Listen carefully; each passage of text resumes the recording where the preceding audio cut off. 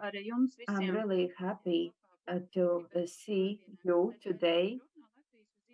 I wanted to be to participate in person, but then unfortunately had to be elsewhere. But since I was tasked with telling about the added value of practical added value of internal audit, basically what we can contribute as internal auditors. And this is a picture that I wanted to share. I call it my inspirational slide that contains the main things why we do internal audits, how we can make it meaningful.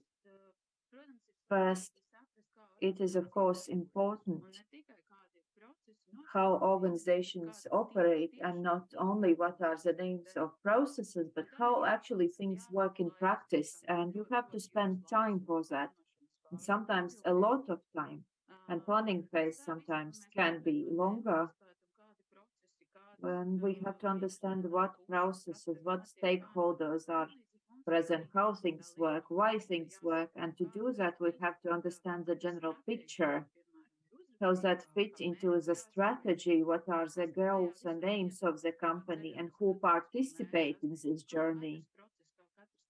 How each process, how each person contributes to achieving these strategic goals. And it is clear that all these recommendations should be placed in context. And when you study how things really work, you quite often end up in a very favorable position because you understand many processes in many areas. You understand the links between processes. Of course, it's more complicated in larger bodies, but in smaller companies, it's much more easier. And then you have this very unique position of internal auditor because you see the links between these processes, and this competence makes us quite unique. That along the management of the company can see these interlinkages, see these points that maybe overlap. And then, of course, we cooperate with the stakeholders. We have to understand what each stakeholder does, like audit committees, if any, senior managers, regulators, controlling bodies, medium level management, auditees.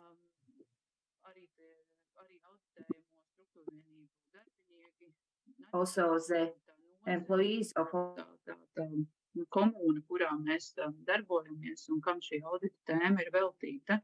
Tā kā saprotot to, ko viņi no mums sagaida labāk, mums ir arī iespēja. It is not possible. Okay, it's returned. So it allows to adjust to the audit program, adjust these questions to the audit program and give an answer. And then each stakeholder will get the assurances that result can be expected from the respective body. Also, interaction during the audit is how we create added value. It means that during the audit, before the audit, we create this trust. Our customers understand why we do or what we do, that it is objective, that we assess facts, numbers, data, and so on. And by this cooperation and by keeping to reflect, we achieve better quality of recommendations. We even create them together. We put them in the context on how the audited body works, because only in this interaction we can find the best for the respective company, for the respective body that can be the easiest to implement to achieve the controlled risk targets. Both listening and hearing, because one is to listen, but the second is really to hear. And here they focuses on understanding causes, hearing what the auditees say, why they act in specific way. This is the only way how we can transform, how we can prevent negative events from reoccurring. So this is a very important aspect. Of course, process or procedure and control improvement. I think this is self-explanatory, but I would like to add here that there are quite many occasions when we have to work with control processes that actually catch already existing events and their consequences. So we work with past events, and then we have to understand how we can apply that to the future and how we can design these processes and controls in a way so that these negative consequences are prevented from actually occurring, and so that we can optimize the way how we can find these non-compliances, and that can be achieved by continuous monitoring or auditing by using the agile approach. For example, we can automate controls with specific criteria so that we can find these discrepancies easier and faster. Mm. And of course, we create more intelligent supervisory mechanisms that allow us to localize these non-compliances and spend more resources. Risk knowledge is also quite clear because we mostly work with the risks. We try to understand which are the most important risks that should be prevented. So, what can we contribute to the risk management? Of course, we have the widest view of risks. We see the general picture, and our contribution could be that we, for the specific processes, for if we make sure that people who work with the respective processes on daily basis they understand the risks, they prevent them, they understand in what context of a greater risk what they do happen, uh, what they do actually exist, and how to prevent these risks from occurring. This really helps to achieve targets faster and better. Recommendations for cost efficiency. This has been explained a lot, discussed a lot during very many trainings. But here the main aspect is to keep remembering about the business approach, because all our recommendations, all of our all the aspects that we study requires business approach. Is it really smarter, cheaper to do this how we suggest? So we have to remember that things not only cost money, but they also require human resources like competence resources, equipment, and so on. But maybe the companies don't have. So we should save not only money, but all resources, and thus be uh, good managers, take good care of the company. New technologies is something that actually allows us to understand which repetitive actions can be automated to relieve our human resources so that we could invest them smarter, namely less routine work and more thinking. And that pertains not only to the internal audit itself, how we can, let's say, manage our resources, but that also applies to the auditees, because we can provide recommendations on automation of such repetitive actions by means of new technologies, of AI, or maybe in some other way to save these resources. And now, very briefly, about three examples, practical examples. We performed audits,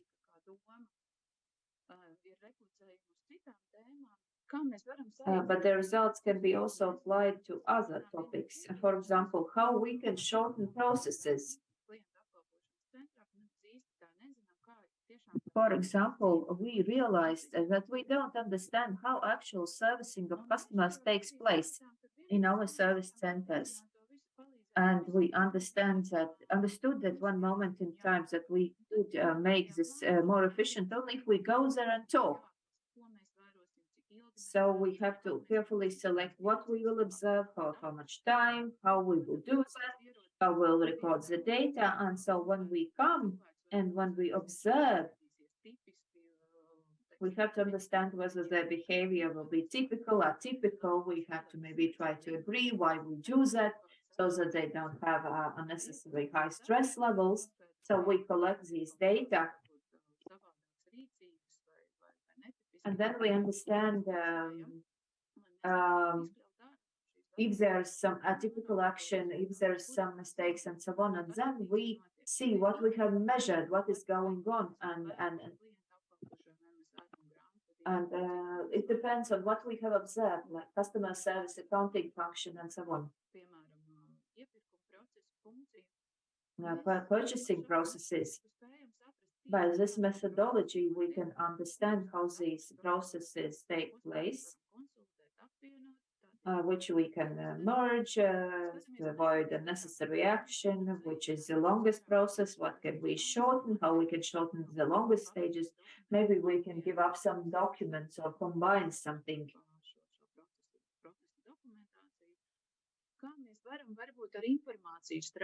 How we can work with information instead of logging in many systems, but we can use maybe one system. We can see where bottlenecks are or overlapping takes place, why it takes place, how we can work with that. Is there any ways around that? And then when we create recommendations, we see the discomforts in implementing these processes. And then we can provide details of how easy it was to go, to take, to do. And then we can create this added value, not only for those who perform these processes and who actually receive the results of this process, but also for those who are in charge of resources, because this allows to save resources. The second example is risk mitigation. If we have checked the risk processes, we understood that one thing in our company, our development takes place via projects, via various processes, and we understood that it is best to mitigate, to prevent these risks at the source. So we have specific ideas what we will do, and then we have to understand whether considering legal, financial, competence framework will be able to implement this idea. And we try to understand how this risk management here could help, how it takes place in this regard.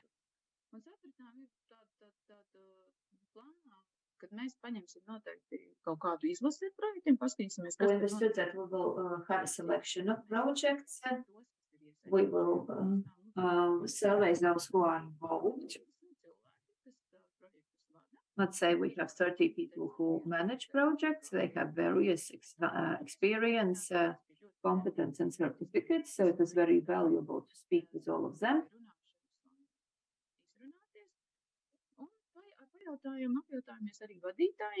We also asked the managers who were in charge of these projects, like supervised them in these supervisory committees. And when we acquired all of this data, we concluded that if you look at the project management methodology, let's say internationally recognized methodologies, you understood that risk management sections are always quite vague, that we need common practical methodologies, how to describe the risks, where to place this information, how often they have to update this information, assess, and so on. So as a result of the audit, we selected the best practices, improved, and created common framework, how management should work, how to make it easier to follow, what are the risks, how risk documentation should be prepared, and so on. Yeah, if we already involved all the project managers during audit, we discussed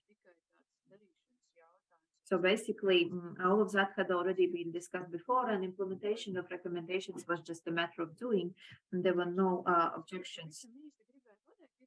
And the third example applies to data quality. And we see that almost in all audits,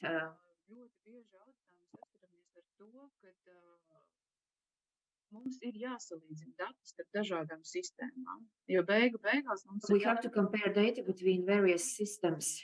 finanšu pārskatos viņi ir jāieliek iekšā, tā kā jāapnaudo. Either we have to include that in the financial report, this information before, because the management needs to make decisions based on data. Un tad ir skaidrs šajā piemērā, Whether the targets are achieved. Pārskatiem tie dati jāsaved kārtībā, liels datu Un we understood that we have huge quantities of data and that we have to streamline. And we then looked at which data are entered in systems, what are the accuracy requirements, what is the structure of data in one or the other system. We had to understand why data do not match. And then we made selections with more detailed examples. Of course, we worked with data samples here, and what was the most valuable. During this process, we prepared control principles that would guide them in working with data in the future. And as a result, we understood that there are data missing, that the structures are not aligned.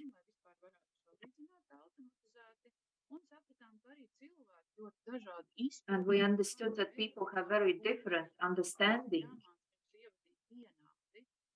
that we have to teach people to have a common approach in entering these data, otherwise they cannot be compared. Of course, we also find mistakes that were corrected quite quickly, and as a result, we understood that we eventually could create an automated data format that really allowed to save time and allowed to easily find potential errors to localize the non-compliances.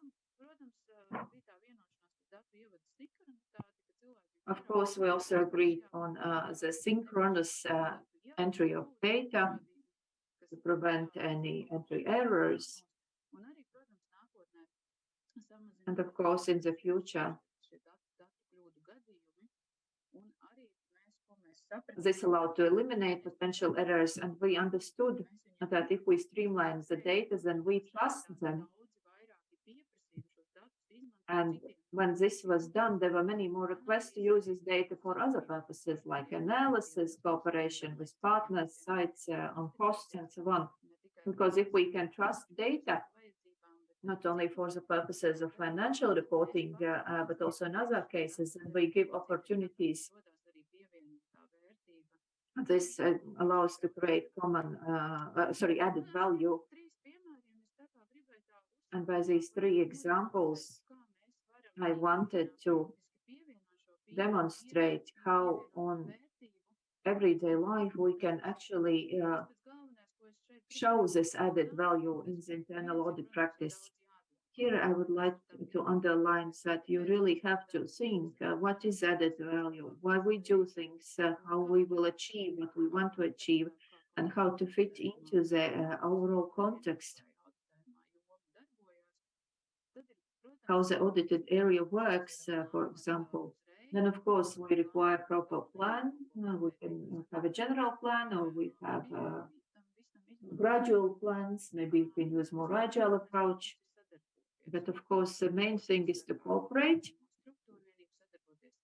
with the audited structural unit, with your team, with experts,